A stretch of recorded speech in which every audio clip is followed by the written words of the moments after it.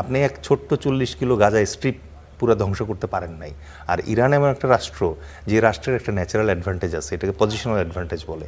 এই রাষ্ট্রটাকে অ্যাটাক করে দখল করা খুব কঠিন। ইরানে আক্রমণ করার আগ মুহূর্তে 48 ঘন্টা আগে আমেরিকাই প্ল্যান করে আফগানিস্তান এবং পাকিস্তানের ভিতরে যুদ্ধ লাগিয়েছে, কারণ that is the only way যেটা দিয়ে ইরানে ইনভেশন চালানো যায়। প্রজ্ঞাপনটা হয়েছে ওনার নামে। প্রধান উপদেষ্টা ডক্টর মোহাম্মদ ইউনূস পাবেন, আর কেউ না। পাবলিকের কাছে একটা রং মেসেজ যাচ্ছে যে বিএনপি জুলাইয়ের ব্যাপারে সিরিয়াস না। শুরুতেই রেলেজ খান, আপনাকে দিয়ে আজকের আলোচনাটা শুরু করতে চাই। এই যে ইরান ইসরায়েলের যুদ্ধ, এই পর্যন্ত আমরা দেখলাম যে চলমান সংঘাতের পরিপ্রেক্ষিতে মার্কিন নাগরিকদের এখনই মধ্যপ্রাচ্যের বিভিন্ন দেশ ছাড়তে বলেছে যুক্তরাষ্ট্রের পররাষ্ট্র দপ্তরের। শেষ খবর পাওয়া পর্যন্ত ইরানের 787 জনের মতো মানুষ মারা গেছে, হতাহতের ঘটনা ঘটেছে অনেক বেশি, এবং সেই সাথে অনেক ভবন ধসে পড়েছে, অনেক ক্ষয়ক্ষতির পরিমাণও অনেক বেশি। এখন কোনো বিশ্লেষক আসলে বলছেন যে আয়াতুল্লাহ আলী খামেনিকে হত্যার মধ্য দিয়ে যুক্তরাষ্ট্র ইরানের শাসনাবস্থা পরিবর্তনের আংশিক লক্ষ্য অর্জিত হয়েছে, যেটা চাচ্ছিল যুক্তরাষ্ট্র। এই অবস্থায় যুদ্ধ বন্ধে ডোনাল্ড ট্রাম্পের সামনে এখন দুটো সম্ভাব্য বিকল্প রয়েছে। এক, খামেনির মৃত্যুকে জয় ধরে সামনে এগিয়ে যাওয়া, কিংবা শাসনাবস্থা পুরোপুরি বদলের জন্য দ্বিগুণ শক্তিতে আক্রমণ করা। এই মুহূর্তে কি মনে হচ্ছে যে যুক্তরাষ্ট্র ইসরায়েল কোন পথে হাঁটবে, কোন দিকে আগাচ্ছে তাদের যুদ্ধের পরিকল্পনা? ধন্যবাদ। যুক্তরাষ্ট্রের ক্ষেত্রে আয়াতুল্লাহ খামেনির মৃত্যু,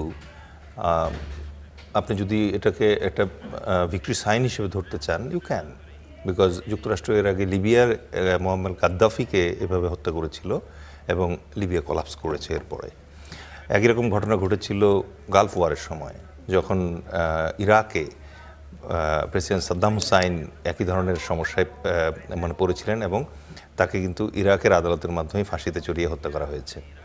সুতরাং সেই পয়েন্ট অফ ভিউ থেকে যদি রেজিম চেঞ্জ আমেরিকার মূল উদ্দেশ্য হয়ে থাকে এবং এই রেজিম চেঞ্জের যে প্যাটার্ন তারা ফলো করে থাকে, যেখানে টপ লিডারকে সেন্টার অফ গ্র্যাভিটি হিসেবে ধরে তাকে কলাপস করে তারপরে ভিক্টরি ডিক্লেয়ার করা, তাহলে সেক্ষেত্রে আমেরিকা সেটা করতেই পারে। যদিও আমার ধারণা এবং আন্তর্জাতিক বিশ্লেষক যারা আছে তাদেরও ধারণা, সেটা হচ্ছে যে লিবিয়া এবং ইরাকের কেসটা থেকে সম্ভবত ইরান শিক্ষা নিয়েছে। শিক্ষা নেওয়ার কারণে তারা সব শক্তি অথবা সামর্থ্য আয়াতুল্লাহ খামেনির ক্ষেত্রে কনসেন্ট্রেট করেনি।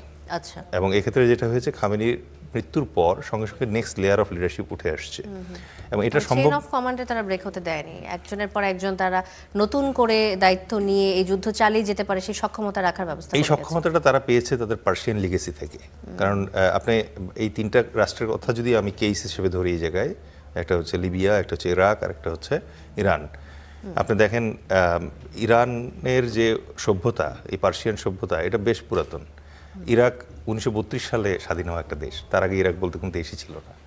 বাগদাদ বেসিক্যালি পার্সিয়ার আন্ডারে একটা সার্টেন টাইম পর্যন্ত ছিল, আনটিল এই চেঙ্গিসরা এটা দখল করে মঙ্গলরা।